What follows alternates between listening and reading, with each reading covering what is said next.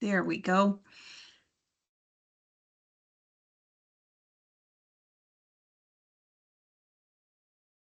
All right, I didn't see the notice. You did, I guess.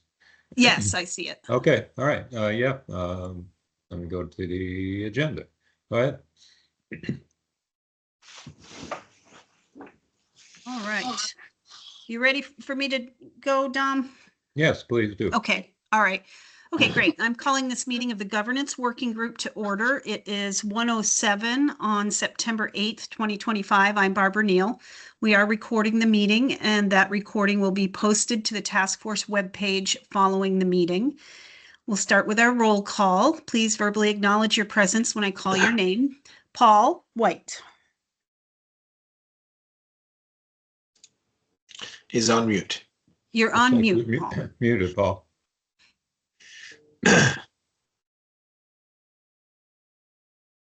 Can you hear us, Paul?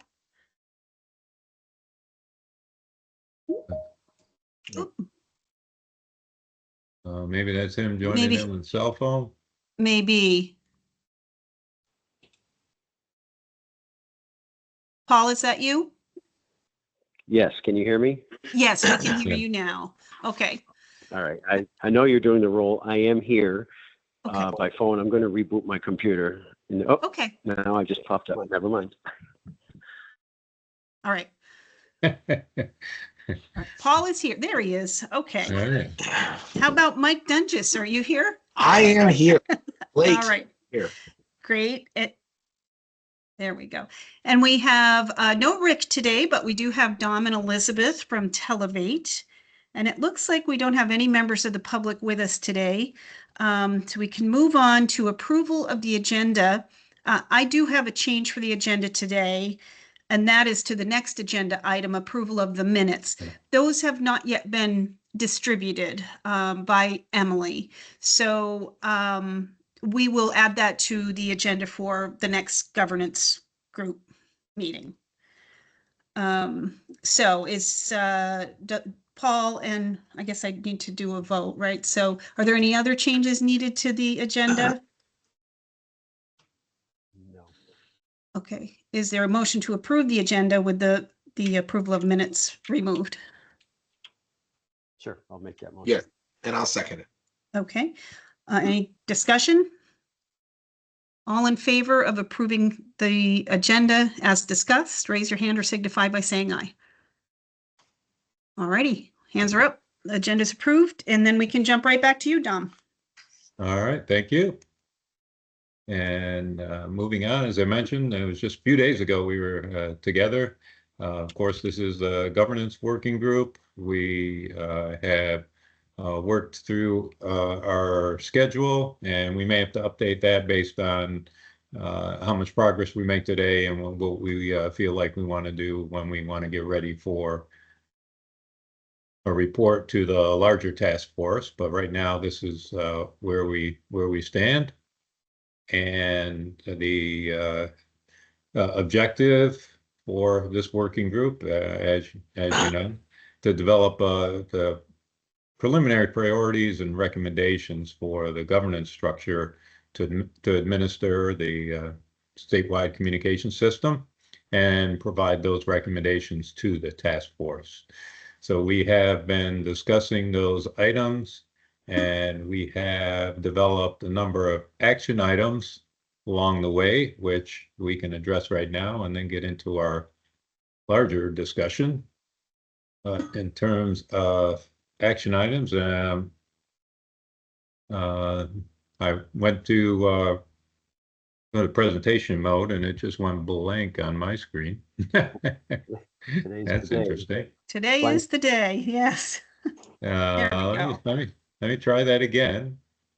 I'm trying to make it bigger. Right. And okay. It's there. It's a little so, yeah. Can you see that? I can't read it through the dark gray screen. Yeah, I'm the same. I got it gray. Yeah, same here. Wow. Okay. Yeah. Well, that's what I was seeing too.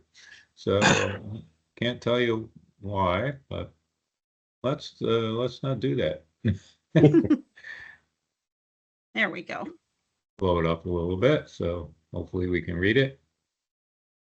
So the ongoing action items we have, and I know Mike is going to meet with the League of Cities and Towns at the next board meeting, which is later Tomorrow. this week. Yeah, Thursday. Okay, great. And then hopefully you can provide us a contact person. We wanted to talk with someone from the regional planning commissions. That's the action item number 8. We're carrying that over as well. Action item number 12, we have talked somewhat about regions, and I guess I want to ask the question exactly where this is focused on. If we look at our, which we will in a few minutes, we'll look at the proposed structure for the governance and the list of board members. We do list one board member from a regional PSAP or a regional dispatch center. Is that what we're looking for in terms of regions here, or were there other reasons that we needed to identify specific regions to address? I think we Well- specified regional PSAP because DPS was going to have other representation on Right, the governance right. group. Right. And By I right, don't, by Okay. by regional, I think we just meant a non-VSP PSAP. Okay. Yeah, right, that's what I was thinking. So for this group, I don't know if we really need to define regions, for example. I know Okay.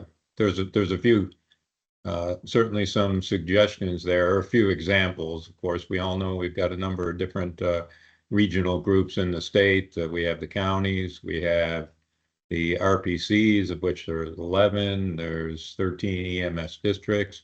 But I don't know if we need to worry ourselves any further with that for this group. It may be more, well, it is being looked at further in terms of potential simulcast cells under tier 2. So we are looking at that.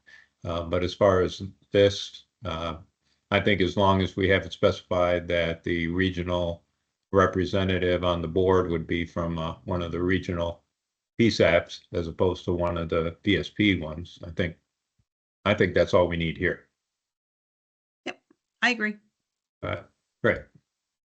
Action item 13 was, Barb, I know you had talked with the Hartford interim police chief earlier, and then you were also looking at potentially speaking with the from the chief from St. Albans. Do you have any further update for us? I have not, I did touch base with Connie Kelly, but we didn't connect again at the end of last week. So I'll reach out to her again this week. And I did follow up, or I did have some interaction with the St. Albans chief that I think we went over the bulk of it last Okay. time, that raised a number of questions, and there was no commitment to continue, right? There were just too many questions for, Right. but there was also no statement that, you know, we won't commit to continuing. So he just had too many questions, I think, to have an opinion. Okay. Number 14, I think the next two came out of the last meeting. There was an action item to look at the composition of the community broadband board. We did review that. We found the composition there. If you can read that, the 2 members are appointed by the governor, 1 member appointed by the House, Speaker of the House, and then 1 member appointed by the Senate for the Committee on Committees. I like that. I like that role. And there's also a member appointed by the Communication Union District Association. So those looks like just 5 members. There is an executive director that was chosen out of those 5 members, and that's what we see currently as the composition. Any other questions or follow-up we need there? I was just thinking how we would word it in the list of participants or members of the governance group. Would we say executive director or designee, or would we say someone appointed by the broadband board? I don't know. I mean, Well, in I the think, case, yeah, I think go I ahead. had taken the former approach. Okay, And given that action item 15 kind of addresses this too, I think I'll jump ahead if you don't mind. I'll sure. jump ahead a little bit to this list to review that.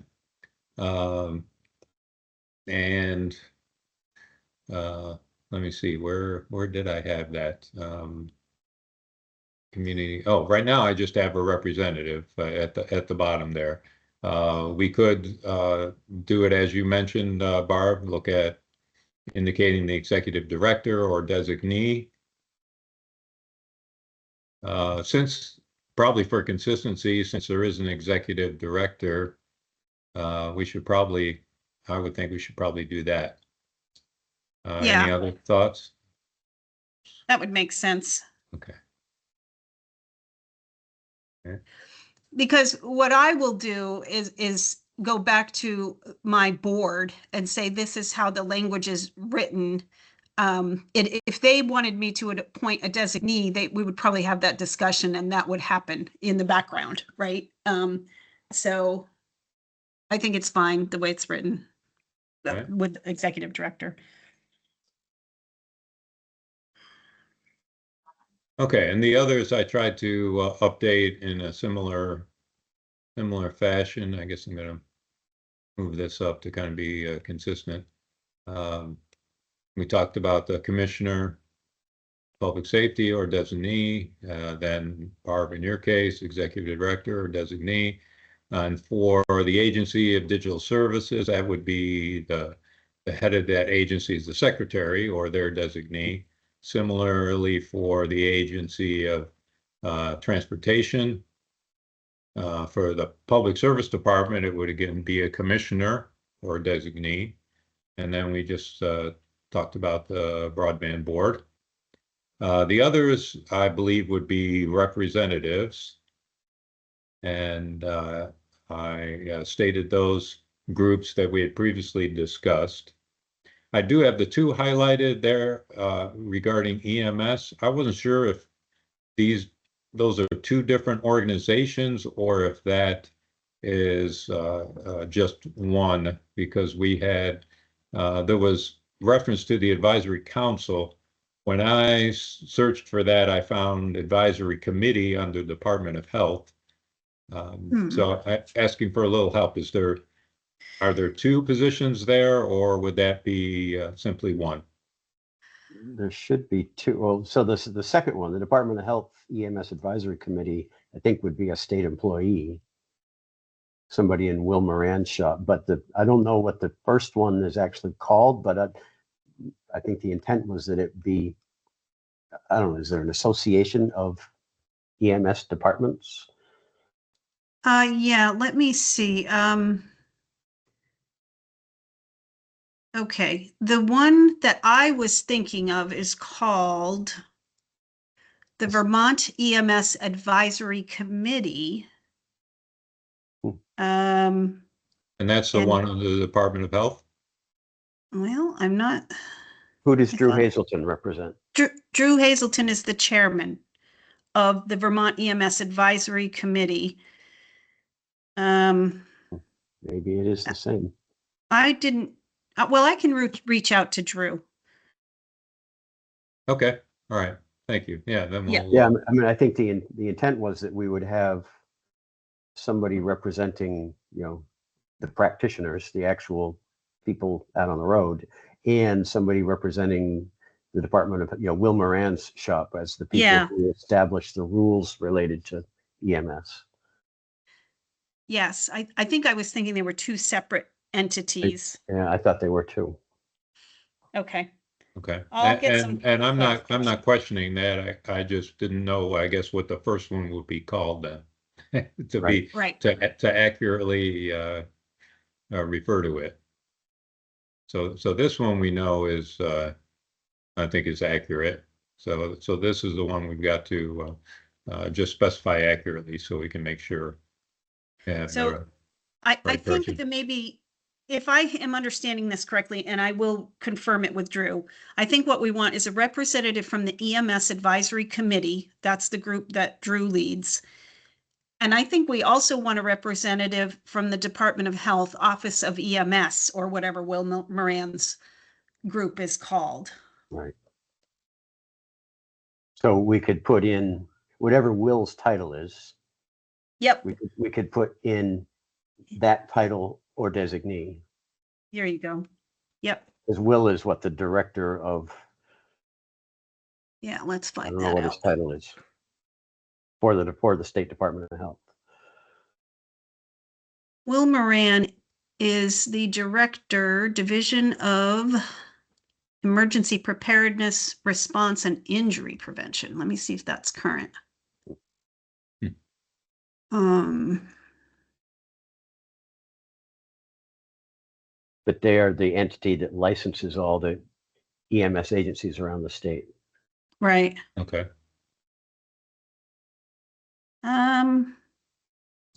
Boy, this shouldn't be this complicated.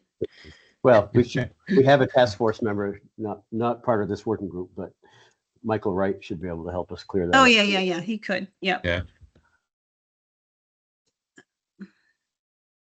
Okay, so we need a little bit more work on that, but hopefully we'll get that cleared up.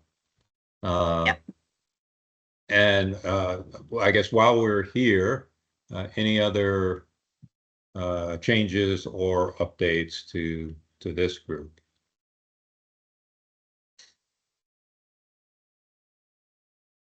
I think it looks pretty complete. All right, great. Mike, Paul, any updates? I think we updated this a bit last time we talked. 8, 9, 10, 15. We're up to 15, but it's an odd number, so that's good. Right. No, I think that's plenty. All right. Mike, are you good also? All right, thank you. All right, and I think that completes the action item. We're still working on 15 here. But I didn't realize I was on mute, by the way, Dominic. So yes, I'm good. Thanks. I'm sorry, Mike, I missed that. I said I didn't realize I was on mute. Yes, I am good. I did see you shaking your head.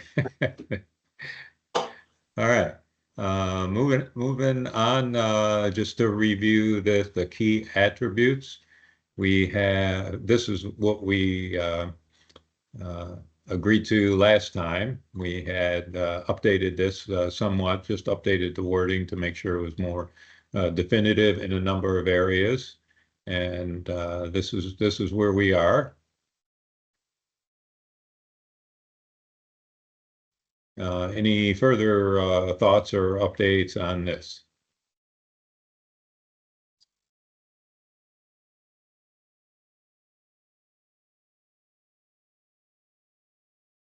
And we'll talk a little bit, hopefully today, about some thoughts on administrative support when we talk about the kind of the funding requirements of the board, and talk about what we think are the needs there. We've included the Vermont EDA and the governance board. Our proposed structure, which we'll get to in a minute, leaves the 911 board intact. Dom, are we sure that the EDA, Vermont EDA, is on that list that we were just looking at? Yes, right here. Oh, there it is. Okay. Yep. Sorry, I didn't remember seeing it. Not a problem.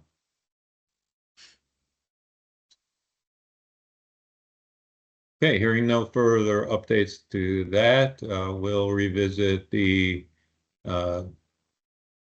structure here, or proposed structure. We did update this a little bit last week as well. We put in the dotted line to the E911 board just to show coordination there, and made it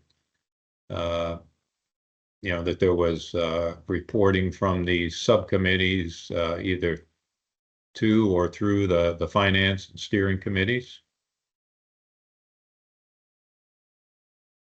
We did put in this question here. So one question would be how should this, for whatever structure we agree upon, whether it's this or some variant, what action do we feel is necessary to establish this?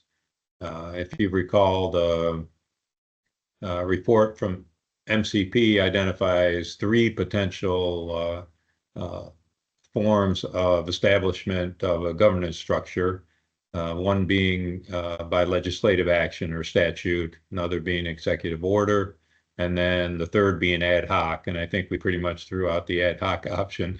In terms of executive order or legislative action, what is the working group's recommendation to establish this?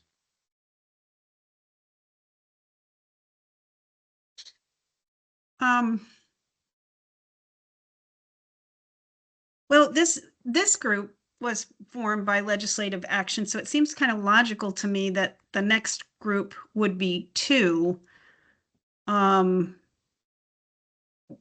And if they, oh, I'm sorry, Paul, go ahead. No, I was just going to say something very similar. I think because so far, this whole train has been driven by the legislature, not by the administration. So, I Right. mean, I suppose the legislature could pass a law that says the governor shall appoint X, Y, and Z, but so far they've been the ones driving this crazy train. So, Right. Seems to make sense. Okay. Yeah. I guess the risk would be if they are losing interest in it and don't want to continue the group, but or the work, that's outside our control. right. But I mean, they are the ones that are going to have to ultimately decide on a funding source. Right. So, I mean, I think it makes sense that the whole thing be in their lap. Yeah.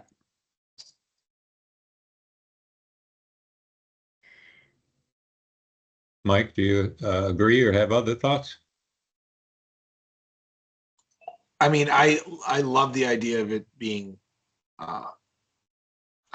legislative action at that point, that they took the recommendations and did that. That's my personal preference. But no, other than that, I think that's what we want. I would like to recommend that. Yeah. I mean, I would like to, it would make me happy if the governor took such an interest in this that he wanted to do this, but I don't see that happening. So I think the legislative route is most likely to get done. And what would be the timeline if we took that route?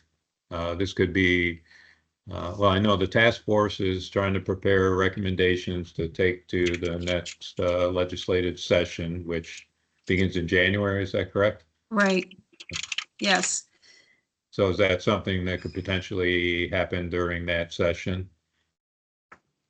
They could create the group, the body.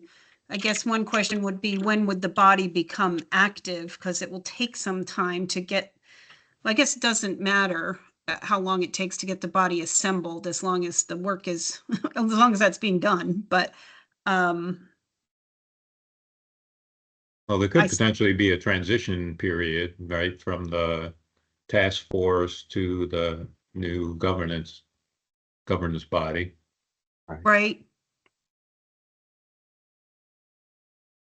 There's no real definitive timeline for the task force at this point, right? It's not set to dissolve at any No, I think it specific says point in actually, I time. think it says in the statute that it will exist until a successor group is okay. identified. All right. So, So timeframe shouldn't really be an issue then. no. No, but they could potentially create this next session and have it become effective. It would be July 1st, July most 1st. likely. Yeah. Or Okay. upon passage, I suppose they could do if they wanted to hurry it up, but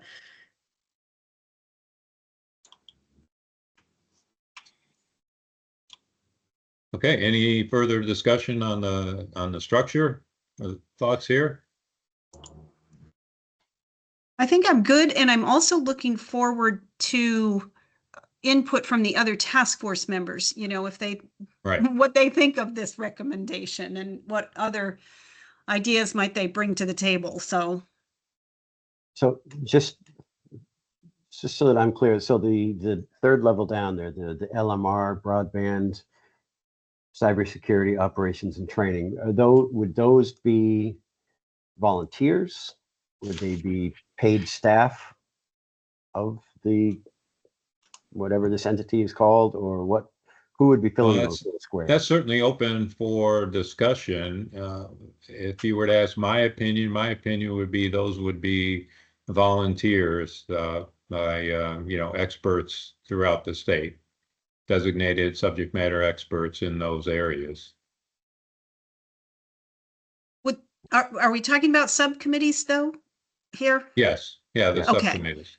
Yes. So for example, we might find, Corey being on or chairing or whatever the LMR subcommittee, or at least being a part of that. And Christine Hallquist on broadband, someone from ADS on cybersecurity, and so on. Right. So in those cases, those are state employees currently, right? But Well, in they would all of those examples, yes. And I'm but wondering how much. but they would recruit others, subject matter experts throughout the state that might be, likely be non-state employees. Well, I'm almost thinking, like the Vermont Community Broadband, they have a staff, so they have subject matter experts that I think the Okay. executive director could call on. ADS certainly has the cybersecurity expertise that they could call on. And Corey and his group, or maybe it's the commissioner that's on the LMR and she calls in Corey. I wonder how much we Yeah. can rely upon state agencies volunteering, in a sense, their existing staff Right. to work on this. Um, Right. And who would be in charge of the training subcommittee or the operations subcommittee? I think probably the 911 board could come in there on either of those, or could at least say, here's what we do, right? I mean, in your Or would case, that be, those would be paid staff, right? Yeah, yep.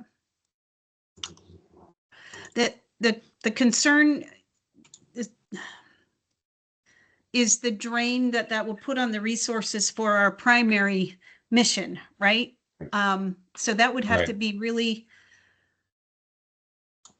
really carefully considered. And that was my major concern. If the 911 board were to be put in charge of all this, our staff would have to essentially at least double, and probably likely more than double once we got really into it. So,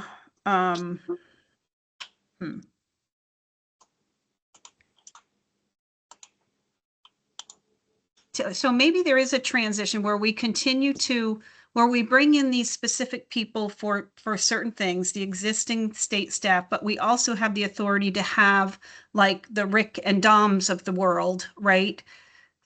Supporting this work. I don't know.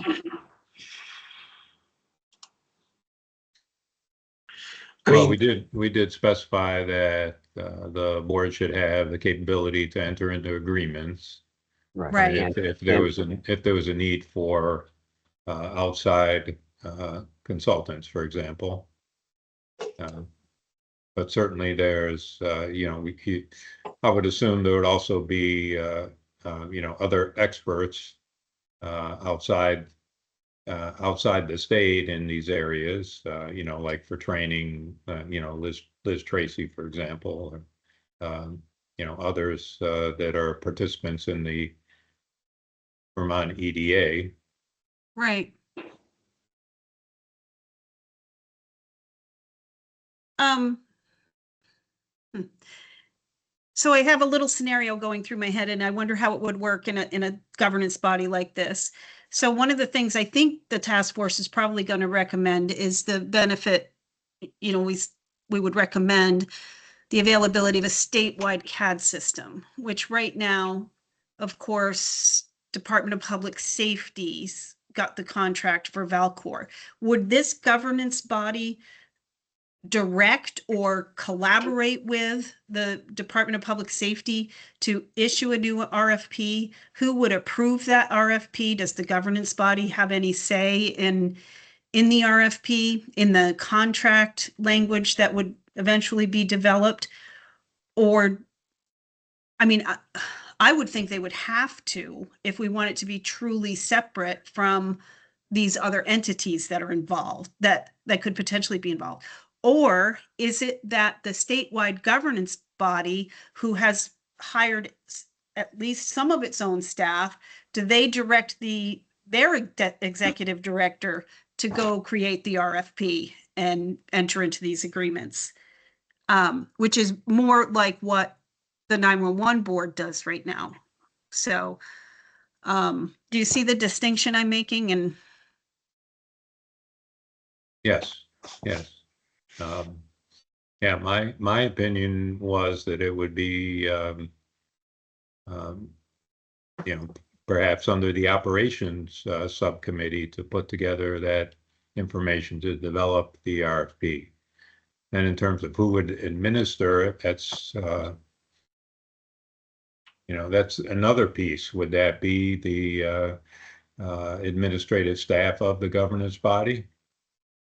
I think it probably would have to be, because that's like writing an RFP of that magnitude, and there would be others, but probably besides just CAD, Sure. is a full-time job for some period of time. And then oversight of any resulting contract is certainly a full-time job. So, okay.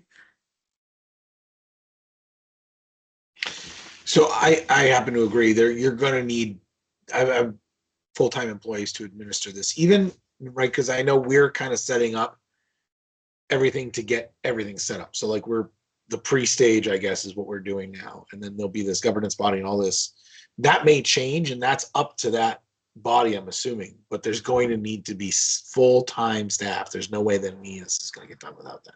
So I would have to say that while there may be volunteers on all these committees from different places, full-time staff is going to be critical to this actually getting off the ground.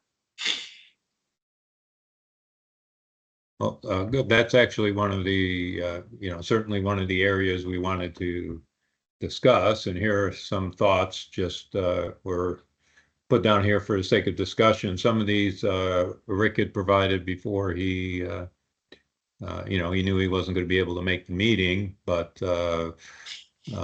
some type of administrative staffing. His thought, I guess, was a part-time executive leader. I'm not sure if that's practical or not. I don't think so, because to get someone of that level and skill, well, I suppose part-time is possible, but I think you would need a full-time right from the get-go. At least one full-time executive leader or director, and maybe that person goes back to the group and says, okay, now we need this, and gets the approval of the governance body to add additional staff. You Right, probably such as- want to have some sort of administrative support person in place though as well. Yeah, that's what the second Yeah. sub-bullet here addresses. Yeah. Administrative staff.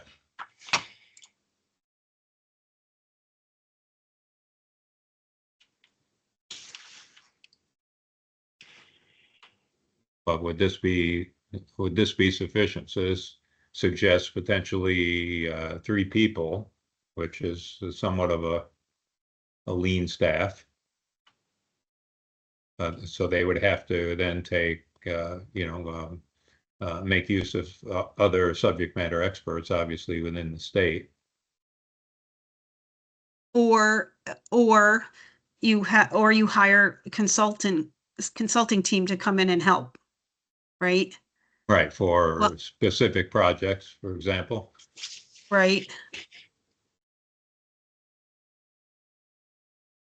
I'm not sure I would refer to the administrative or liaison staff as the ones that guide all aspects of the program. I almost think that's the executive director is. Sorry, I just had a dog barge through my door, scared me to death. Yeah, that Um, probably makes more sense, right? yeah.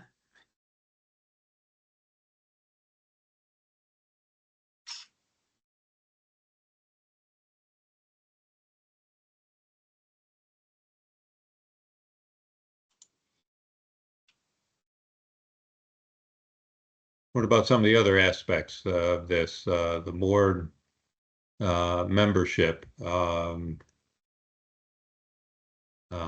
Would it be similar to the task force right now? There's uh, guidelines in Act 78 for the task force, or see, how does it read for those that um, there's some minimal compensation proposed, right? Right, the per diems, yep. Yeah, there's a per diem, except for those members regularly employed by the state. Members are entitled to per diem, the amount of $150 for each day. And then their expenses are paid, actual and necessary expenses when they're working away from their home or office. Do we think it's reasonable to follow those same guidelines for the board membership? I do.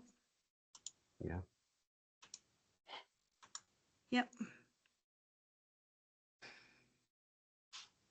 And what about subcommittee membership? Similar?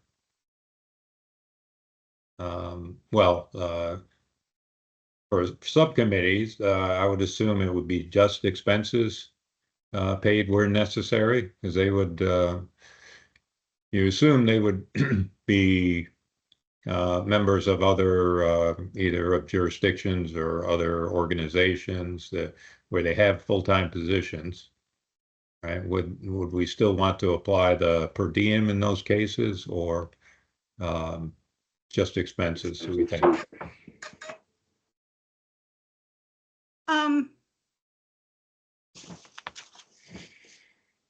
It almost seems to me like it would be the same.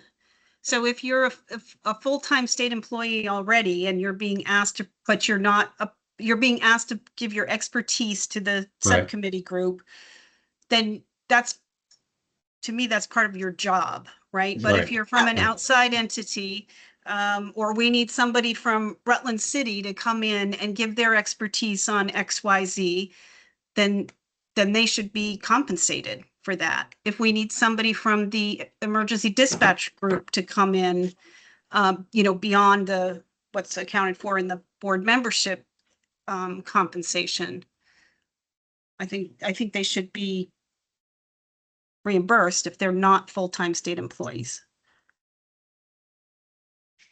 Well, and we don't, I mean, say they're, for example, say a full-time employee of Hartford PD is coming to work on this subcommittee as Right. as a representative of the VTEDA. Right. If Hartford is paying them, not making Right. them take vacation time, but we don't have, then they don't necessarily need to be paid, but we don't necessarily know that. We Right, don't well, know if we don't know if they're being paid by their employer or not. I bet you there's language somewhere already in statute that says something like, if your employer will not, if you're a full-time state employee or your employee, I don't know how to word it, but, Right. or your employer won't pay you to come here, then you Right. can get it per diem. In other words, if you're volunteering your time, truly volunteering your time, like on a day off, then yes, you should get a per diem or some compensation for your time. But if you're coming as part of your workday, Right, you shouldn't necessarily double dip. right. Right.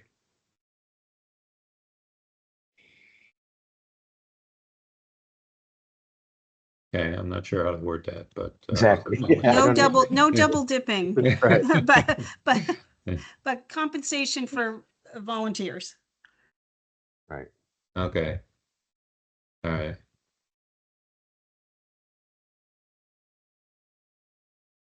Maybe you could say per diem for those not otherwise compensated by their employer. Yes, there you go. That's good.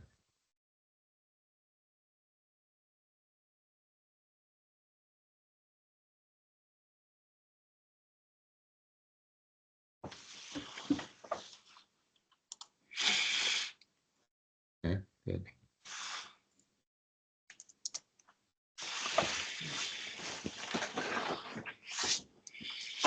And we had talked before about potential staff here, executive leadership, and a couple of administrative staff. So for meeting facilities, I assume there would be, they would be able to find available space when necessary. For the administrative staffing, there has to be they have to be provided with office space, I would assume, right? Yes, yeah, Yeah, I mean, yeah. Especially now that the governor's calling all the state employees back to the office. right. Mm-hmm. Right.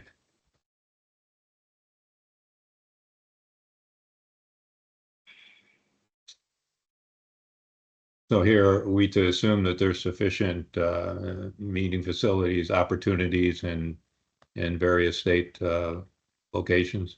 Yeah. I think that that's a safe assumption, yeah. Yeah.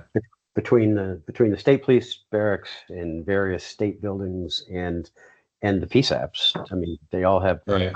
they all have conference rooms available. They might not always be in the same place, but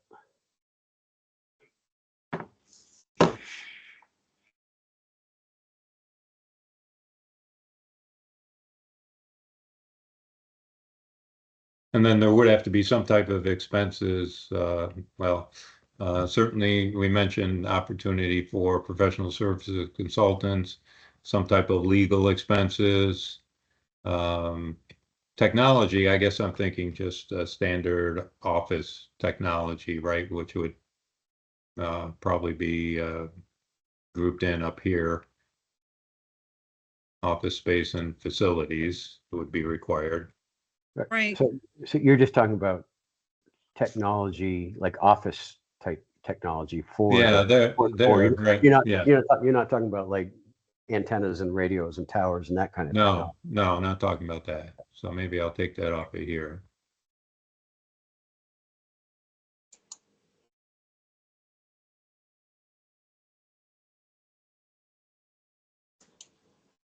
And I think with this guideline, there are some ballpark cost figures that MCP included in their report, which we could try and borrow from to put together, I guess, the makings of a budget here. Right. Are there things we don't have listed here that you can think of that we need to address?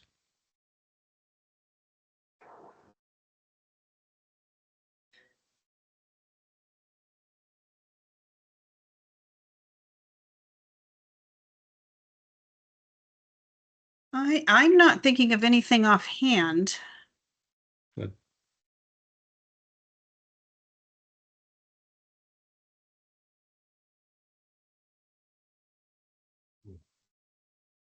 Mike, Paul, anything else? I'm just rereading the list, trying to figure out if there's anything Okay. missing.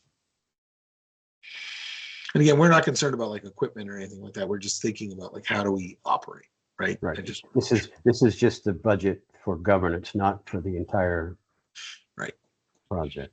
Right, like we wouldn't put the CAD system in here, for example, right? That would be, yeah, that's being recommended elsewhere, and expenses are being looked at separately. Right. This is just the budget for the governing body.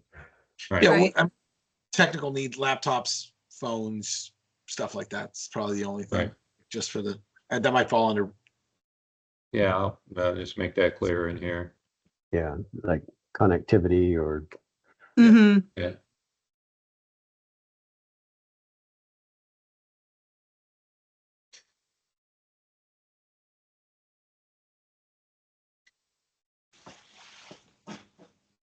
Okay, we had also, I guess, briefly discussed a outline of a charter.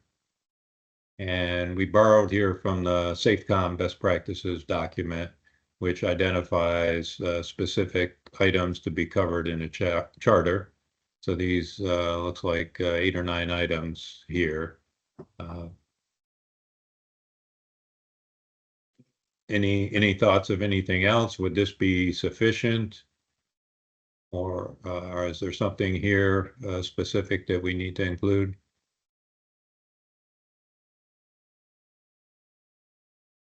If this comes from Safecom and their best practices, I would have to read into what they would want in each of these, or what they'd recommend in each of these sections. But I'm comfortable just saying this is a recommended best practice from a reliable entity.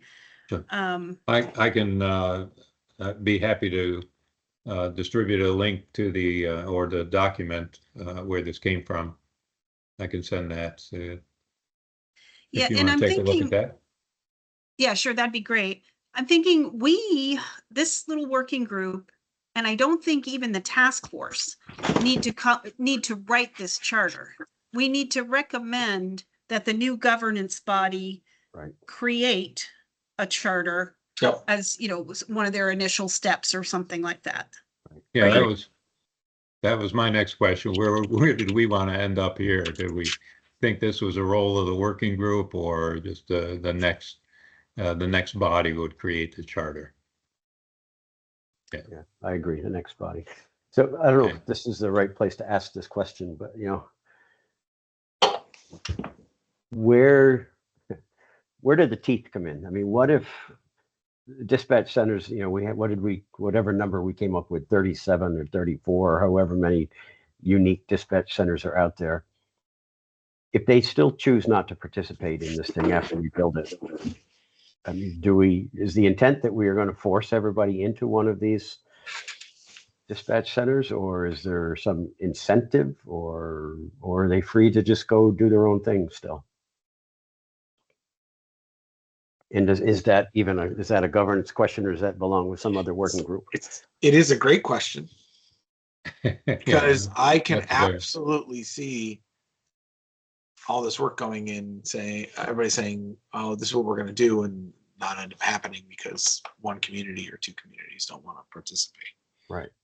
Right. Well, we do have the group, the organic and inorganic discussion, which we had an initial meeting of that group and then kind of put it on hold to see where some of the outcomes from the other working groups were pointed. So I think that's probably the most logical place to address that question. I mean, I've said from the beginning that one of my goals was to build this thing, whatever, to build this system to be so good that everybody would want to give up what they're currently doing and come join it. But that's probably not realistic. Right. Right. At least not at the beginning. Right. I kind of see it as an inorganic regionalization. I don't think would go over well at all and may be a failure from the start. Right. But with the organic transition needs to be some very clear benefits to each of the entities. So yeah, I would agree. I think there needs to be benefits, incentives. There's probably a mix there, right? I think where at least some of the tier 3 recommendations were, for example, training and certifications was one where they wanted to be more of a requirement as opposed to voluntary. So I think there's going to be different levels depending on different aspect of the system, right? But for the majority of it, at least my opinion is there should be incentives that would, incentivize the cooperative or regionalization behavior. But Right. I mean, just to, I mean, say community X, we dispatch our own agencies. Maybe we even dispatch for some of our neighboring agencies for a fee. We're happy with what we're doing. We don't want to join one of these big regional PSAPs. We want to just keep doing what we've been doing for years. So does that mean that they would get cut out from a statewide CAD system, or would they be not allowed to join in on this new VHF network that Corey might be building? Or do they get to take advantage of all these things for free, or do they have to pay into the system? There's just so many questions. Yeah, so a lot of questions there, and one of the first things that comes to my mind is that the cost equity piece, that is certainly one of the biggest considerations we have as part of this project. How do we how do we make it equitable for all the municipalities? And when there's those that are off doing their own thing, it makes it a little more difficult, right? Right, it does. And I almost think there has to be some element of, even if you choose not to participate in whatever system is going to be created here, there needs to be some accountability for the service you're giving your customers and the public, frankly, right? Mhm. So there have to be some minimum standards that I would assume this governance group would create. And wouldn't you have to demonstrate that you're meeting those basic things to continue operating? I would think that would have to be legislated, though. Yes, I mean, I think there should be, yes, to answer your question, but I don't know that this entity would have the authority to do that unless it's legislated. Right, exactly. I think you're right. So let's say that there is a training and certification program that is created by this governance group, and a dispatch center doesn't want to partake of that because they have their own, right? Right. That they're happy with. Their own homegrown, right? Or homegrown, or maybe it's from a different vendor, that's out there in the world. As long as they can demonstrate that that training program is meeting certain basic elements, maybe they are allowed to just continue to do what they're doing. But I don't think it could be, we don't want to participate and we're not sending our people to training anywhere. Right. That doesn't serve the Right. community or, well. Right. I Yeah, know. I certainly Devil's in agree the with that. details How on do you, these. how do you incorporate that, though? Or how do you, I don't know if enforce is the right word, but how do you, Right. incorporate that? Right.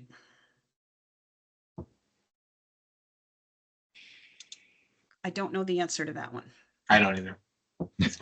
Well, I think it gets back to, again, it gets back to the equitable costs, right? There hasn't been a lot of discussion about that yet as to how we're going to make it equitable for all municipalities, right? But Right. there's one potential model like we see in other states. All municipalities would pay a fee based on whatever criteria we come up with, population, grand list, something like that. And maybe that's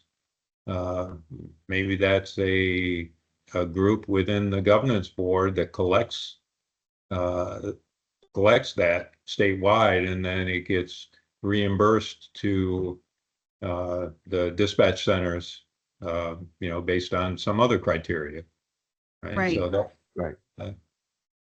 You know, maybe that's one model, and that could be, you know, then you would have some incentive, right, for them to follow the standards, follow the policies and procedures that are defined statewide.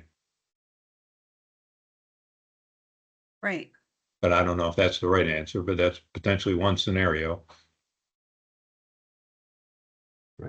But then that's another full-time position to stay on Right. top of making sure all 252 municipalities have paid their annual Yeah, dispatch it is. stipends. Right, right. Yeah. Yep. So Well, we just keep building this.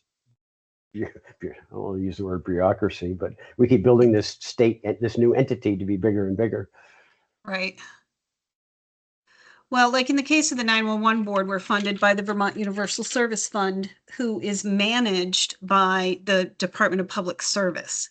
So they hire a fiscal agent to Okay. make sure all of the revenues are being collected and that the fund is audited and all of that stuff. So it would And make sense to do something in parallel, perhaps, yeah. perhaps. Although I'm really glad we don't have to manage a fiscal agent or be the one that is handling all this money and trying to figure out who's remitting correctly and all of that. But there are times when I feel too many steps removed from where the money action is, right? And it's hard to get clear information, especially when there's a problem. We don't have really any say in how that fiscal agent is managed. So I don't know. I think it can be tricky. Right. It So can be are we saying the board needs some type of similar support? Either an Yeah, agent or fiscal support from some other, you know, from another department? Yes. I think, yeah. Should that Or be or fiscal agent or fiscal support? that's an or, yeah. Thank you.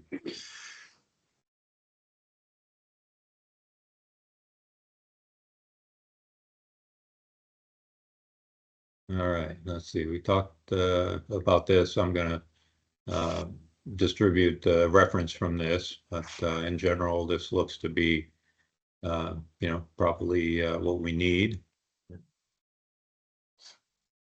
So that we've kind of talked about the four main items here. I think we eliminated, we really needed to delve into the regions themselves, but we have at least a baseline recommended structure, membership, key charter elements. We talked about from SafeCom and at least the initial guidelines on staffing and budgetary. Well, I guess Televate can take the action based on the staffing discussions we've had here and the input from MCP and their report. We can put together what the potential budgetary needs would be.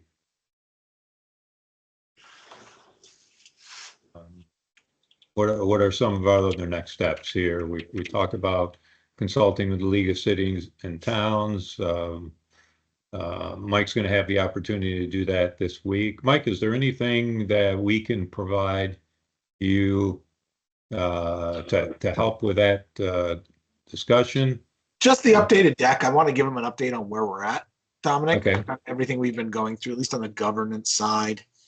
I'm not going to presume to speak for the other teams, but just this deck is fine, and I'll just breeze through it. Okay. All right. Well,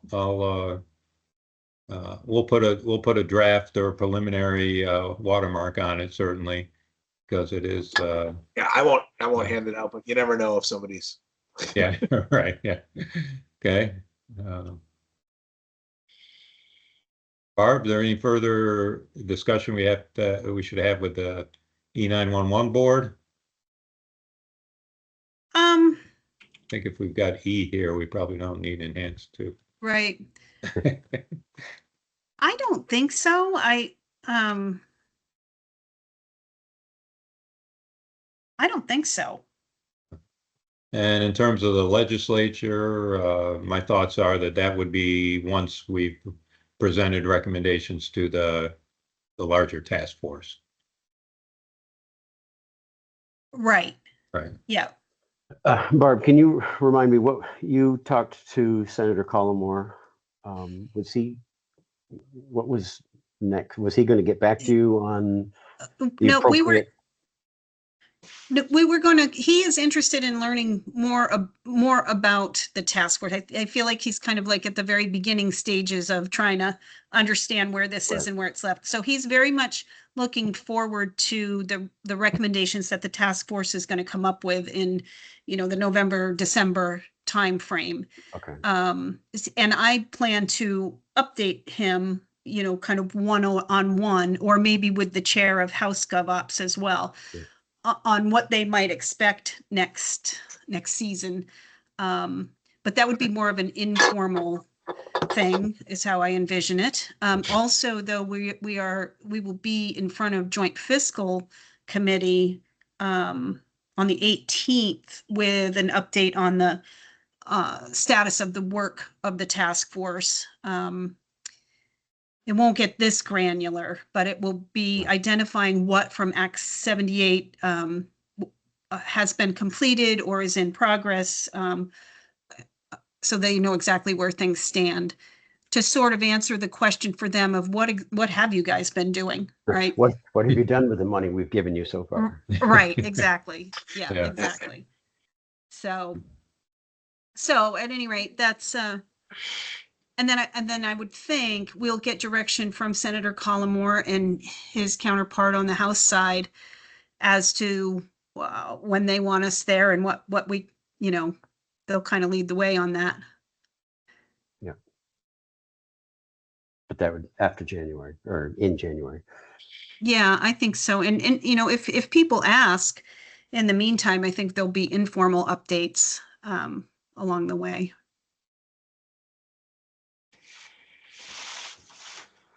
Any other next steps that you can think of?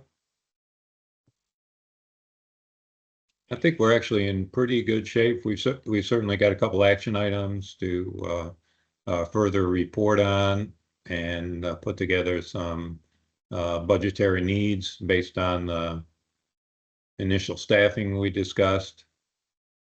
So I would think we certainly need another meeting before preparing to go to the larger task force. Of course, we've got a task force meeting this week, this Wednesday. Right. And of course, we're not ready for that, but could potentially make the subsequent one 2 weeks from Wednesday if we Mhm. get together at least once more and review the action items and clean up any additional recommendations. Everyone in agreement with that approach? Yep. Yes. All right, well then, let's see, if we go back to the agenda, that takes us to schedule next meeting. Oh, okay. All right. Should we look to next Monday? That would be, what are we on? The 8th. So that would be the 15th. I could do an 11 or a 1 like we did today. I don't think I can. Okay. It would be, in order to do the 15th, it would need to be later in the afternoon for me, Okay. quite like the end of the day. Oh, that doesn't work so well for me, but how about Tuesday? The 16th. Yep. Tuesday's open for me, wide open. I could do 10 or 1. I could Or- do 10. I could do 10. Okay. Sounds like we have a winner. Elizabeth, does that work for you? So that was Tuesday, the 16th at 10 a.m. Yes. Yeah. I can try to check Rick's calendar. I know that Tuesdays are difficult for him, but That may And, not be an issue. I was just gonna do that.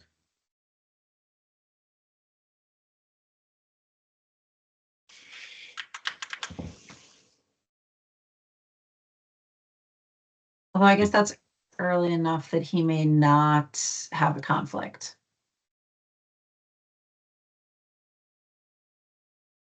You said I you don't may, see, you I may mean- not?